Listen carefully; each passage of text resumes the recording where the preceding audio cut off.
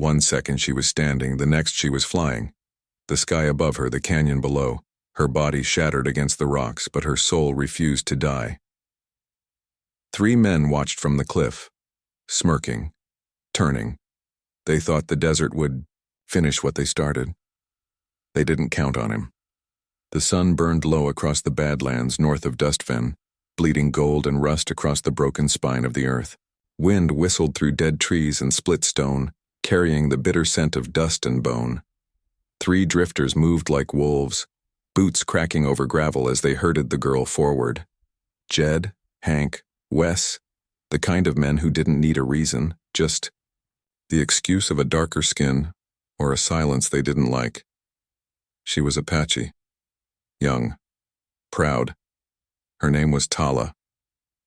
24 winters old, wearing a dress torn from buckskin and memories. Her hair wild, her face scraped raw by the sun, and around her neck a tiny pouch of beads, the last thing her mother ever made. They caught her near the trail, said she didn't belong. They wanted to watch her fall, so they shoved her, and she dropped. Tala's scream tore through the canyon as rock broke flesh and bone. Her leg twisted wrong, cracked like green wood. She tumbled down the ravine, dress ripping, beads scattering into the wind like tiny prayers.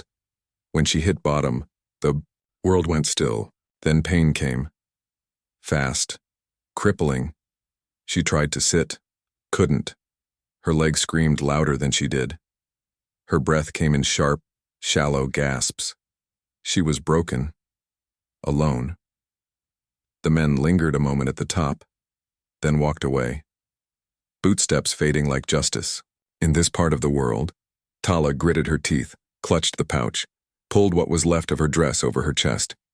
Her hands trembled. Her strength faded. Night approached, slow and merciless. She remembered her father Hanan's quiet voice, her mother Woya's songs. Long gone. Her heartbeat slowed, her vision blurred, and then hoofbeats, 1, 2, slow, steady, not them, someone else. From the ridge came a silhouette cut from stone, broad shoulders, dark coat. Face hard like mountain rock with a scar down his jaw. Silas Cole. He wasn't looking for anyone. Not anymore. He'd buried his wife and son behind a cabin 3 winters ago. Since then, he spoke only when the land forced him to.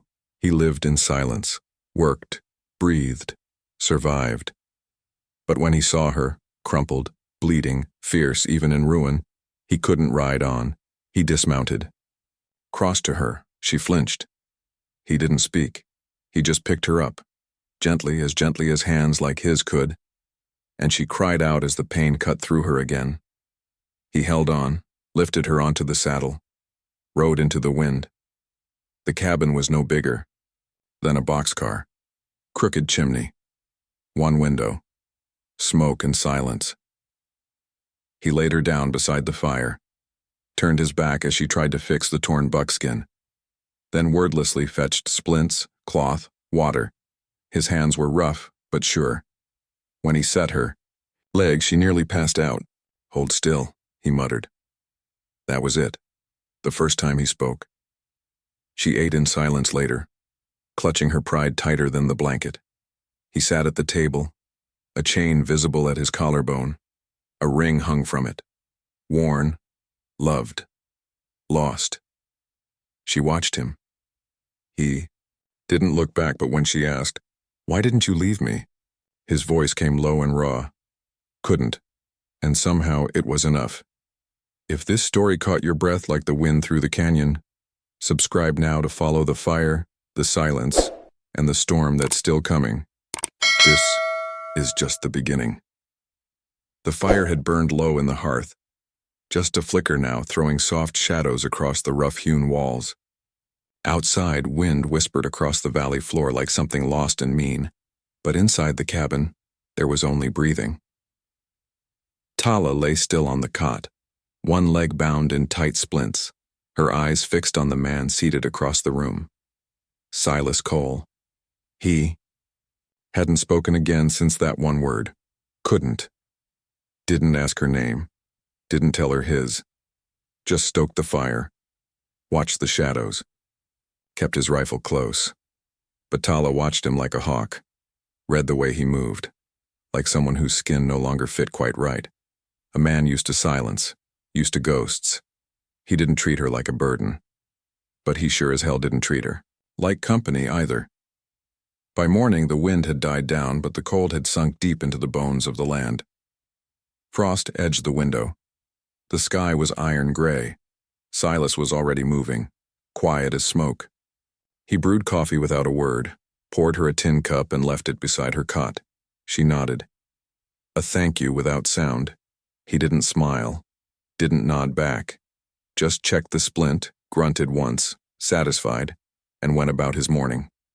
Tala sipped the coffee, bitter, hot, ground from the last of a can that looked older than her.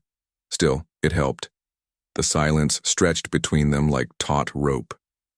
She broke it. My name's Tala, she said, her voice dry, her accent thick with dust and stubborn pride. He didn't look up from the rifle he was cleaning, but after a few seconds he said, Silas. She waited. Nothing else came. So she asked, You live out here alone? He paused, wiped the barrel clean before answering. Yeah. Why? Silas finally looked at her, his eyes heavy with something unspoken. Don't need people. A long silence, then he added quieter. People die. That was all he said. But it was enough. Enough to make her stomach knot. She looked toward the corner of the cabin, where the big bed sat perfectly made, never touched, not once since she'd arrived. She understood now. There'd been a woman once. A child, maybe, too. And they were gone. The way his hand sometimes touched the chain at his chest told her everything she needed to know. Grief didn't always show its teeth. Sometimes it just sat in the room with you, breathing slow and steady. You lost someone, she said softly. He didn't answer, didn't have to. Later that day, Silas pulled on his coat. Gotta check the north fence. How long will you be gone? Hour, maybe 2. Tala gripped the edge of the blanket. Her eyes flicked toward the rifle leaning against the doorframe. What if they come back? She asked, voice low. The men who did this. Silas turned, met her gaze head on. His voice was steel. They won't step foot in here, not while I'm breathing. And with that, he was gone. Tala waited until she was alone. Then she tried to sit up. Her legs screamed in protest. Fire shot up her side. She bit down hard, jaw clenched, sweat beading on her forehead. She collapsed back onto the cot, panting. Weakness was the worst feeling she'd known. Worse than pain. Worse than fear. She hated needing help. Hated lying still. Hated that her life now depended on the man with the scarred jaw and hollow eyes. And yet, she didn't feel afraid here. She looked around, took in the cabin, the worn saddle near the door, the shelves with jars of beans, the small wooden box above the untouched bed. Every inch of this place told a story, a man carved out of tragedy, holding on by routine. By the time Silas returned, dust on his boots and cold in his beard, she'd managed to pull a blanket tighter around her chest and had stitched a tear in her dress, using old thread and a bent needle she'd found in the corner drawer. He noticed. You didn't have to do that, he muttered. Tala didn't look up. I ain't just gonna lay here. A beat of silence passed between them. Then, barely audible, Silas said, Looks better. And that, she realized, was the closest thing to a compliment she'd get. That night, as the fire burned down and shadows stretched long across the floor, Tala asked, Why'd you stop, Silas, that day? When you saw me down there? He didn't speak for a long time. Then he set his cup down, the metal clinking soft. Because once, I walked away, and I ain't ever gonna do that again. The third morning brought no sun, only cold, light leaking through the warped planks of the cabin walls, the kind of cold that crept into bones and stayed there. The fire had burned low, but Silas was already up, crouched by the hearth, feeding it scraps of kindling like a man who knew how to survive without warmth. but chose to share it anyway. Tala stirred on the cot. Her face was pale, lips pressed, tight. The pain never left. It just changed shape. Today it was sharp behind her ribs. A reminder. A warning. Silas glanced at her leg, then at her eyes. "It held through the night," he said, voice low. She nodded, not trusting her voice yet. He handed her a tin cup of water, then turned away, not waiting for thanks. There was no easy rhythm between them, no idle talk to fill the quiet. Silas was a man of action, not comfort. He moved with measured purpose, boiling beans, checking his rifle, sharpening a knife that didn't look like it had been used in years but might need to be soon. Tala watched him from the cot, her eyes sharp despite the ache in her limbs. She didn't ask questions. Not anymore. Not yet. She could see it in the way he walked, shoulders hunched, like he was always bracing for something. Not danger. Regret. Midday came and went in a hush of wind and wood smoke. Silas brought her a plate, beans, blackened toast from the edge of the pan, and a piece of salted meat. She ate slowly, fighting the nausea that came with the pain. When he stepped away, she finally spoke. "You always live this quiet?" He didn't turn around. Quiet keeps things from falling apart. Tala stared into her cup, her fingers absently, tracing the rim. "Doesn't keep the dark out, though." That made him pause. "No," he said, "but it keeps it small." Later she tried to shift on the cot. A mistake. Her leg roared with pain, white-hot, stabbing. A cry tore loose before she could stop it. She slapped a hand over her mouth, humiliated. Silas was there in an instant, kneeling beside her, rough, hands steady and sure. He adjusted the splint, fingers working with the care of a man who knew how things broke, and how they didn't always heal right. "Should have said something," he muttered, more gruff than angry. Tala bit back a fresh wave of pain. Didn't want to sound weak. "You fell off a damn cliff," he said. "Ain't weakness, that's survival." She met his eyes, and for a breath neither of them looked away. That evening, as wind battered the cabin walls, Silas sat in his usual chair near the fire, whittling a piece of wood with slow, careful motions. Tala lay back against her thin pillow, her face turned toward the ceiling, her fingers tightening around the pouch at her neck. "The beads," he said quietly, not looking at her. "You hold on to 'em like they mean more than your leg." "They do," she whispered. "My mother made them. Last thing I have of her." Silas nodded slowly as if he understood that kind of weight. "I carry something too."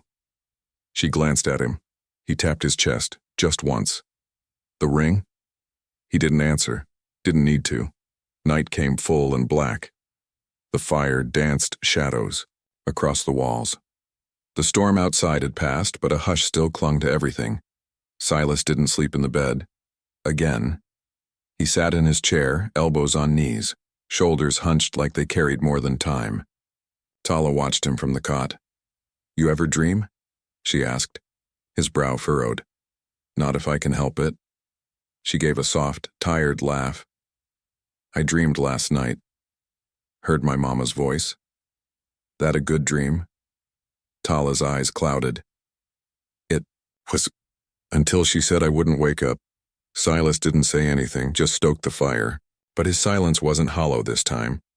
It was full of something that made her feel less alone. Before sleep claimed her, Tala whispered one last thing. "I don't know what you're fixin' to do when I can walk again. If you'll send me off, or if you'll vanish like the rest." Silas didn't look at her, just stared into the fire, his face unreadable. "You're here now," he said. "That's supposed to mean something?" He looked up then. "Not hard, just real. It means I didn't let you die, and I'm not fixing to start now." The wind had died sometime before dawn, but the silence it left behind felt heavier than any storm. The kind of silence that only exists in places too far from roads, too long forgotten by men. Silas Cole stood outside, a dark figure against the weak morning light staring off toward the ridge. His breath clouded in the cold. He didn't move much anymore unless something needed doing. Inside, Tala watched him through the gap in the doorframe. She'd woken to the smell of wood smoke and the stiffness of healing pain in her leg. But it wasn't that discomfort that kept her awake. It was him. The man who had pulled her out of a grave she hadn't finished falling into. The man who hadn't said more than he needed, but who never once let her feel alone in the silence. When he came back inside, he brought with him the chill of the desert and 2 fresh cuts of wood, dropped beside the fire without a word. He set a pot of beans to heat and poured 2 cups of coffee. No sugar, no milk, just bitter truth in a tin mug. Tala sat up carefully, wincing. Her hair hung loose around her shoulders, tangled from nights of pain and restless sleep. She reached for the cup when he handed it over, their fingers almost touching. "You always get up before the sun?" she asked, voice still hoarse. "Most things worth doing don't wait for light," he replied. She drank, swallowed the burn, then asked it, the question that had been circling her mind since the day he carried her into this place. "Why'd you really help me?" Silas didn't flinch, just stared at the fire, his face unreadable, carved from stone and grief. "I told you I couldn't walk away." "That's not an answer." "Not really." He said nothing, just stirred the beans with a steady hand. Later, when the food was gone and the morning light warmed the cabin enough to melt the frost from the window, he moved to check her splint. His fingers worked carefully, avoiding her eyes. Tala winced as he adjusted the bandage. "You ever fix a person before?" she asked. "Not one that talked back," he muttered. She cracked a smile. He didn't, but something in his face softened. Just a hair. When he finished, she let her head fall back against the wall and let out a long, tight breath. Silas stood and turned away, walking to the shelf to put away the cloth. "You know," she said after a while, "I used to believe pain was something you outran. If you just kept moving, kept your hands busy, it couldn't catch you. And now, I know better. It just waits." That night, he gave her a plate of food and turned to leave the room. But as he reached for his coat, she asked softly, "Do you miss them?" He froze. Tala didn't press. After a long moment, he turned, his hand still on the door. "Every damn day," he said. Then he stepped outside. The stars were fierce that night, spread wide and sharp across the black sky. Tala lay in the cot, her hands resting on the bead pouch against her chest. She didn't hear him come back in, but when she opened her eyes, Silas was sitting at the table, staring at the fire like it owed him something. She studied him, his broad back, the way he rubbed the ring beneath his shirt. She didn't know how to say what sat heavy on her chest, so she just said what came.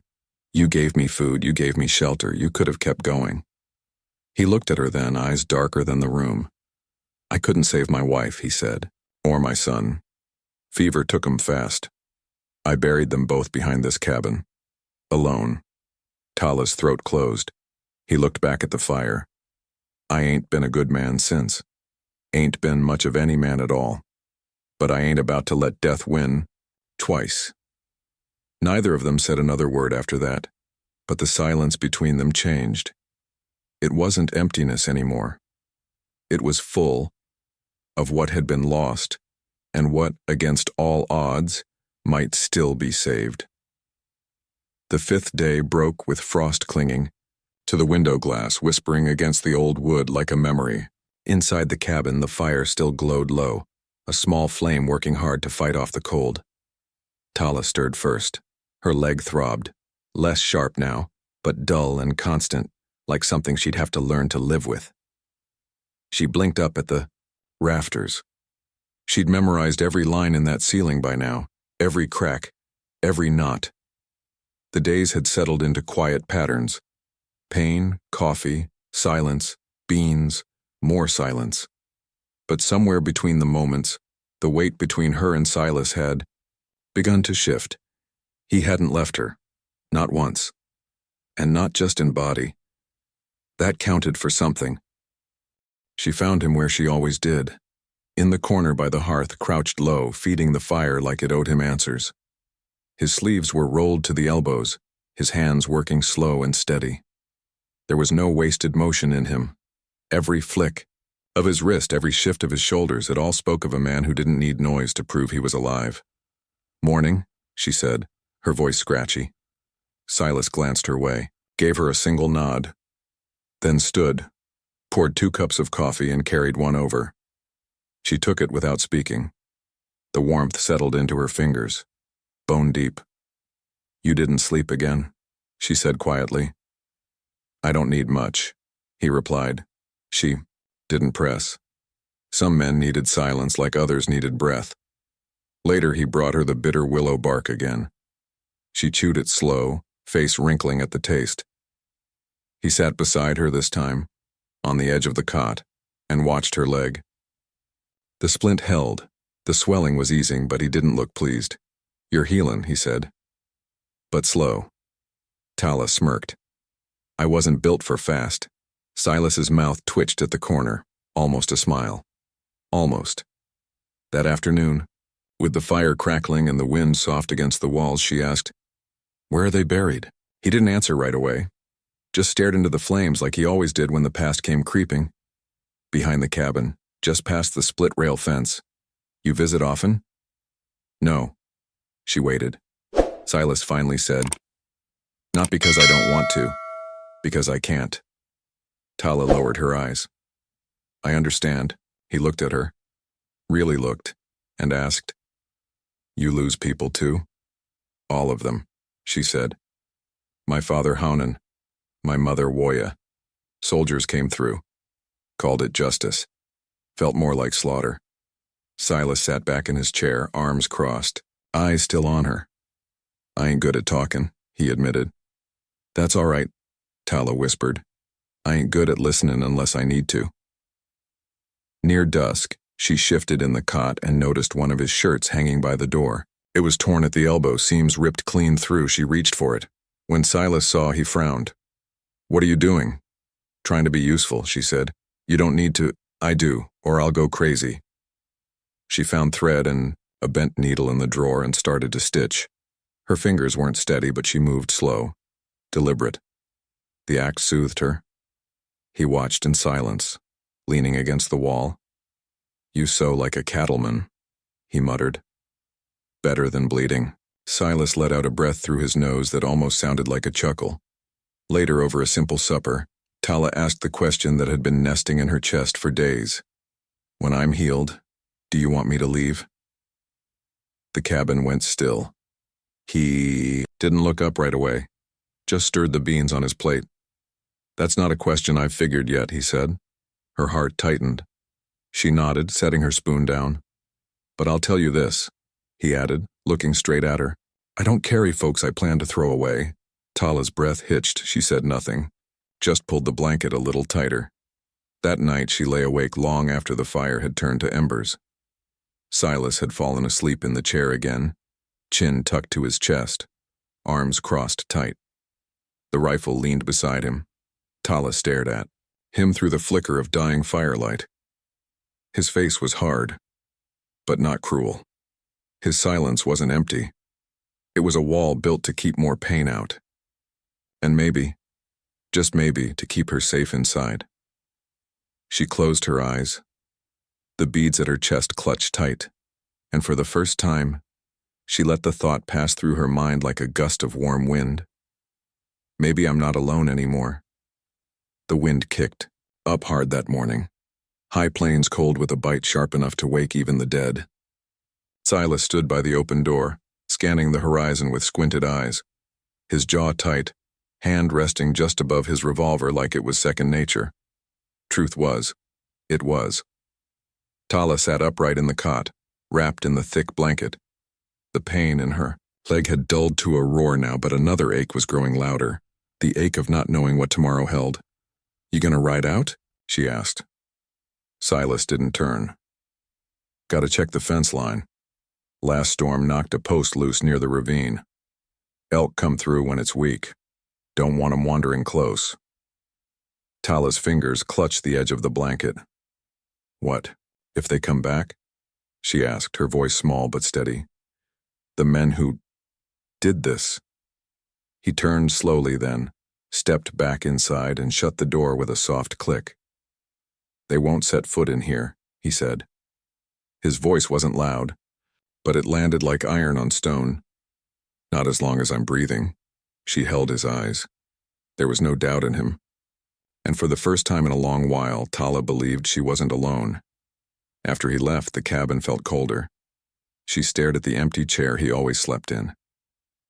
The fire burned low, and with every tick of the clock, her nerves pulled tighter. She needed to move. Do something. Anything.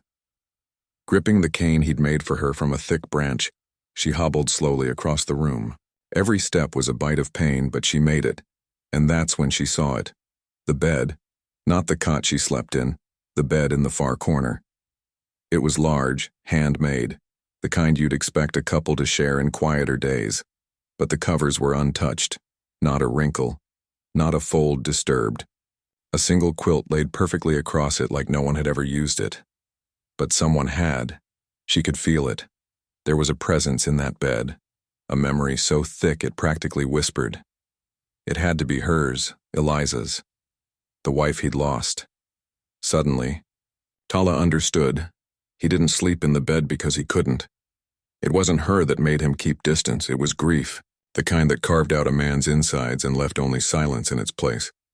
By late afternoon, she heard Dusty's hooves on the dirt. Silas stepped inside, shoulders dusted with wind and grit, rifle slung across his back. He stomped off his boots and set the rifle by the door. His eyes scanned the cabin like a man looking for ghosts. Then they landed on her, standing, barely, beside the bed. She didn't speak, just nodded once. Thank you. He paused, then nodded back. Didn't think you'd be on your feet today. I needed to see it, she said. The bed, I get it now. He looked away, jaw working. I don't sleep there, he muttered. Ain't right. You loved her. Silas's voice cracked quiet. Still do. Tala didn't push. She simply turned back toward the fire, slow and steady on the cane. But before she reached the chair, Silas said behind her, You're safe here. She froze. No one had ever said that to her and meant it. That night, she sat beside the fire while he cleaned his revolver on the table. The rhythm of it, the clicking, the swiping of the cloth, was oddly calming. A ritual of sorts. Something steady in a world that rarely offered such grace. Outside, the night was creeping in dark and cold. Inside, the air held something softer. Not comfort, not yet, but recognition. Two people, scarred different ways, choosing not to run. And sometimes that was enough. The days rolled on like wagon wheels over dry earth, slow, steady, and full of dust. By the fifth morning, Tala was up and limping without the cane, her legs still angry, but healing. She didn't like sitting still, never had. And though she still winced with each step, she found herself drawn to the little things. The sewing kit in Silas's drawer, the shirts worn thin at the cuffs, a man who'd given up on fixing the things closest to him. So she picked up his mending. Didn't ask, didn't explain, just stitched while the wind howled outside and Silas chopped wood with the kind of silent fury only grief could sharpen. Silas noticed. He didn't say a word, not at first. But the first night he found his favorite work shirt folded clean beside the fire. A quiet thank you lingered in his eyes. Not spoken, just there. The next morning, he made coffee for two. Late one night, while the stars hung low and mean, a sound broke through the silence. A shout. Distant, but not distant enough. Tala's head snapped toward the window, breath catching in her throat. Silas was already on his feet. He moved like a man trained for danger, like his body remembered even if his heart wished it didn't.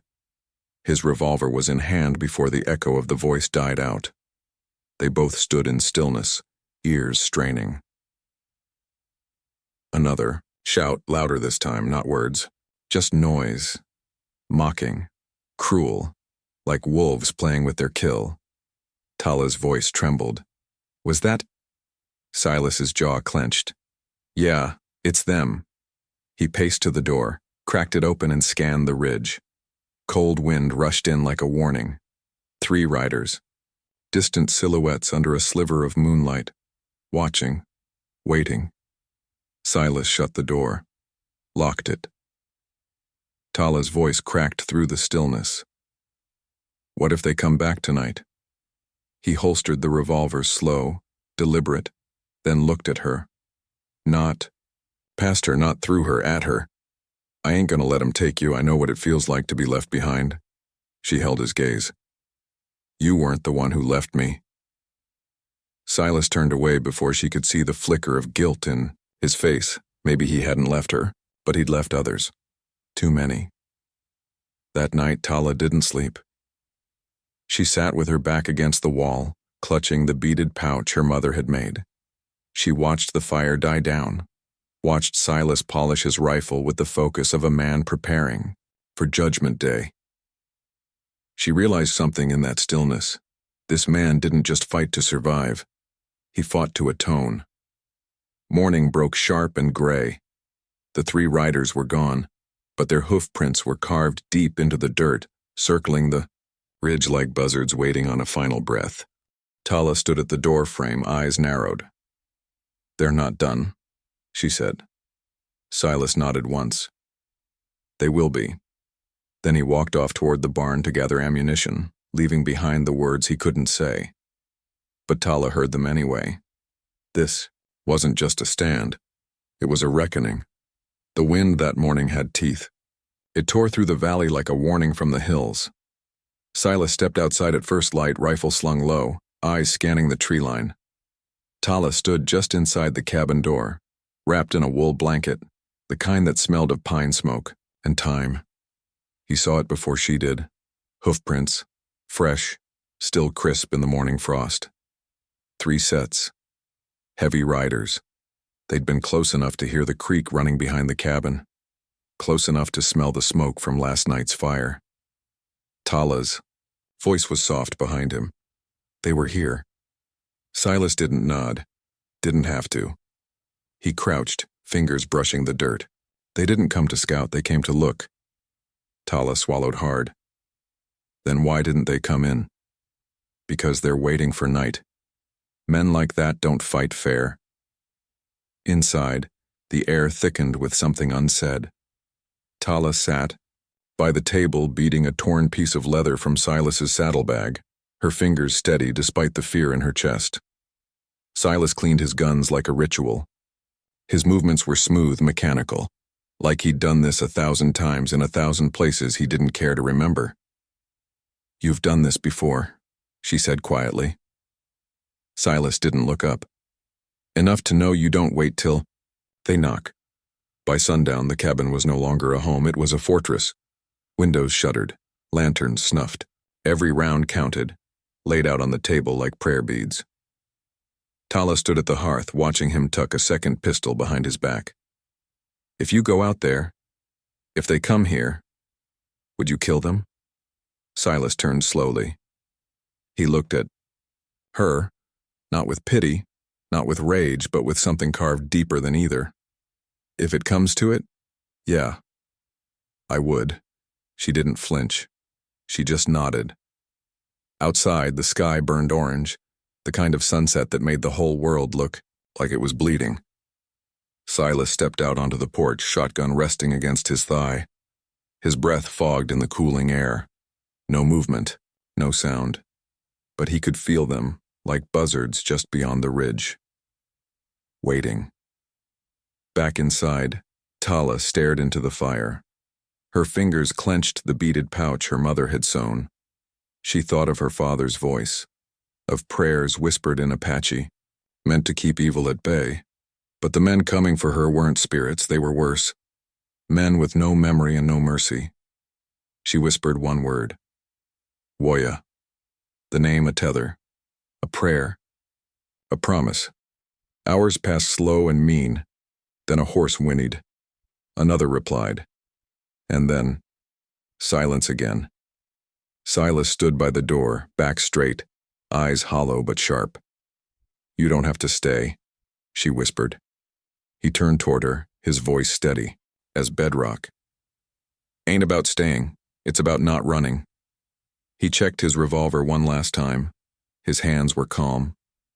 Too calm. "You ready?" he asked.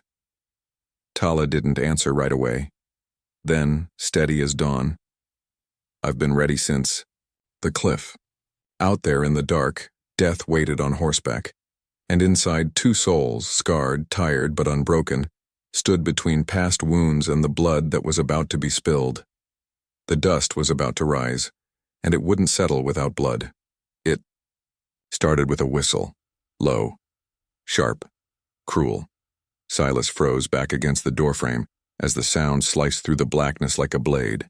Then came the voice, sneering, familiar. "Evening, Cole. We come for what's ours." Tala's breath caught in her throat. She crawled to the corner of the cabin, clutching the pouch her mother had sewn, her fingers trembling but eyes steady. Silas didn't answer. Another voice now, Hank maybe, dripping venom. "Throw her out and we'll be on our way. Or don't. Makes no difference. Just means we burn this place with both of you inside." Silas stepped out onto the porch. The cold bit deep, but he didn't flinch. Lantern light from inside cast his shadow long across the dirt. 3 riders faced him, their outlines jagged in the moonlight. Jed up front, sitting tall and mean, the butt of his rifle resting on the saddle horn. Silas's voice was gravel. "She ain't yours. She never was." Jed grinned like a man who'd skinned too many things alive. "That so? Then what are you going to do, Cole? Shoot us all?" Silas didn't blink. "If that's what it takes," Jed spat. "You got no army?" Silas shifted his weight, slow, deliberate. "I don't need one." The silence that followed was the kind that made men's hands twitch near triggers, and then the fire started. A bottle, lit with rag and flame, arced through the air and shattered against the side of the cabin. Flames bloomed like hell's flower, licking the wood. Tala screamed from inside. Silas moved fast, too fast for a man his age, grabbing the bucket by the door and dousing the flames with the last of the water. By the time he turned back, the first shot rang out. He dropped flat, bullet whining past his ear. From inside, Tala scrambled to load the spare rifle. Her hands shook, but she worked by feel. She'd watched her father clean rifles by firelight. She hadn't forgotten. Outside, Silas crawled to the edge of the porch and returned fire. Jed's horse reared. The rider behind him toppled with a curse and a thud. 1 down, 2 to go. They came hard now, hooves pounding, trying to flank him. Silas moved like death had taught him its dance long ago, fluid, ruthless. He didn't waste bullets. Each shot was a decision. Each decision meant one less threat. From the cabin, Tala fired through the shutters. A scream answered. Then, stillness. Silas rose from the mud, chest heaving. Blood ran down his forearm where a round had grazed him. He didn't notice. His eyes searched the darkness. Only one horse remained, riderless. He stepped off the porch, boots sinking into the churned-up earth. Wind howled low through the trees. Then, another groan. Hank, wounded, tried to crawl toward his dropped revolver. Silas stepped between him and the weapon. "No," he said, "just that. No rage, no flourish, just a verdict." He raised the rifle. Tala had stepped outside now, barefoot in the cold, face pale but proud. She stood behind him. "You don't have to," she whispered. "I do," he replied. "So I don't ever have to again." One last shot cracked the night, then nothing. He buried the bodies at the tree line. Didn't mark the graves. Didn't say their names. Just turned the earth like he was finishing a job he never wanted. Back inside, he collapsed into the chair by the fire. Tala brought him a cloth, cleaned his wound, neither of them saying a word. Until she did. "You kept your promise." He looked at her, eyes soft despite the blood and soot. "You're safe now." The snow came early that year. By the time the first frost crept across the window panes of Silas Cole's cabin, the blood on the porch had long been scrubbed clean, the bodies gone, and the firewood stacked high in preparation for the long silence of winter. Inside, the world had changed in smaller, quieter ways. Tala no longer flinched at every sound in the night. She sang now softly, in her native tongue, when she cooked or stirred the kettle. Songs that her mother used to hum when sewing beads into the pouch she still kept tucked close to her chest. Silas, for his part, had begun to sleep. Not through the whole night. No, some ghosts are too loud for that. But enough to let the lines on his face soften, enough to let the past fall back into the shadows. One morning, just before dawn, Tala stepped out onto the porch. The air bit through her shawl, but she didn't mind. She found Silas splitting wood, as always. "You work like the world's still chasing you," she said with a smile. He didn't answer right away. Just set another log and brought the axe, down in one clean motion. "Maybe it is," he finally said, setting the axe aside. "But it's slower now." They stood in silence for a moment, breath fogging in the cold. Then she spoke again, quiet, steady. "You could come with me. When spring comes." He looked at her. "Where?" "My people will take me in. You helped me. That means something." Silas rubbed his hands together. "I don't know if I belong anywhere anymore." Tala turned to him fully. "You do. You just forgot how to let yourself." That night, Silas stared into the fire. He thought of Eliza and Sam, faces that still haunted him on windless nights. He thought of the bullet wound in his shoulder, the weight of the rifle he hadn't picked up since. But mostly, he thought of her, of how she'd come into his life like a ghost and turned out to be more flesh and spirit than he'd known he could hold again. Of how, for the first time in years, the cabin felt like something more than just a place to die in. It felt lived in, and for a man like Silas, that was something near a miracle. Come morning, he saddled Dusty, packed enough provisions for two, and left the fire going in the hearth. Tala stood by the gate, her blanket wrapped tight around her shoulders. "You sure?" she asked. He gave her a small nod. "I ain't got much left to offer," he said. "But I got hands that can work, and I know how to keep a fire going." She smiled. "That's enough." They rode out slow, side by side, through the trees that no longer seemed so dead, past the ridge where he'd once thought he'd ride alone forever. The land stretched wide and endless ahead of them, but for once, it didn't feel empty. As they disappeared into the horizon, only one set of questions remained. When you've lost everything and someone offers you a second chance, would you take it? And if you did, could you ever forgive yourself enough to truly live again? If this tale stirred something in your heart, don't ride off just yet. Subscribe for more stories where pain and redemption walk the same trail. Hit that bell so you don't miss the next journey.